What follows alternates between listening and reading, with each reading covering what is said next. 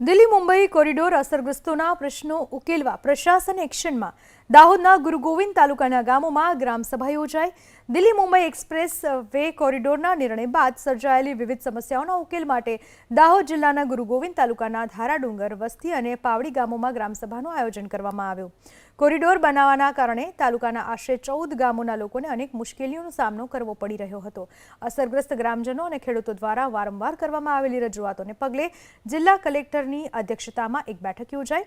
કલેક્ટરે તમામ અસરગ્રસ્ત ગામોમાં ગ્રામસભા યોજીને લોકોના પ્રશ્નોનો ઝડપી ઉકેલ લાવવા સૂચના આપી હતી, જેના ભાગરૂપે પ્રાથમિક શાળા ખાતે ખાસ ગ્રામસભા યોજવામાં આવી, જેમાં પ્રાંત અધિકારી, તાલુકા વિકાસ અધિકારી, મામલતદાર, MGVCL અને નેશનલ હાઈવે ઓથોરિટી સહિતના સંબંધિત વિભાગોના ઉચ્ચ અધિકારીઓ ખાસ ઉપસ્થિત રહ્યા।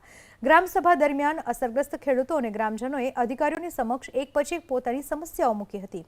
હાઈવે બન્યા બાદ બાળકોને શાળાએ જવા આવવા માટે અવરજવરની સમસ્યા, કોરિડોરના કારણે ચોમાસામાં ખેડૂતોના ખેતરોમાં પાણી ભરાઈ જવાની અને પીવાના પાણીની સમસ્યા મુદ્દે રજૂઆતો કરી। રજૂઆતો સાંભળ્યા બાદ અધિકારીઓની ટીમે તાત્કાલિક અસરગ્રસ્ત વિસ્તારોનું સ્થળ નિરીક્ષણ કર્યું હતું અને પરિસ્થિતિની ગંભીરતા જોઈને સ્થળ પર જ સર્વે કરી કામગીરી હાથ ધરવામાં આવી હતી।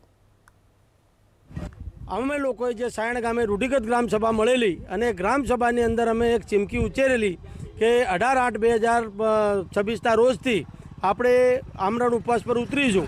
ત્યારે જિલ્લા કલેક્ટરશ્રીની અધ્યક્ષતામાં એક મિટિંગ મળી અને તમામ જે જવાબદાર અધિકારીઓ છે એવા 16 અધિકારીઓની એક સમિતિ બનાવી અને ગામે ગામ જે ગ્રામસભાઓ ભરી અને રૂબરૂ સ્થળનું નિરીક્ષણ કર્યા બાદ એક રિપોર્ટ તૈયાર કરવામાં આવી રહ્યો છે અને રિપોર્ટ તૈયાર કર્યા બાદ અમારે જે માંગણીઓ છે માંગણી સંતોષવાની વાત હાલ પૂરતી તો કલેક્ટર સાહેબ દ્વારા કરવામાં આવેલ છે।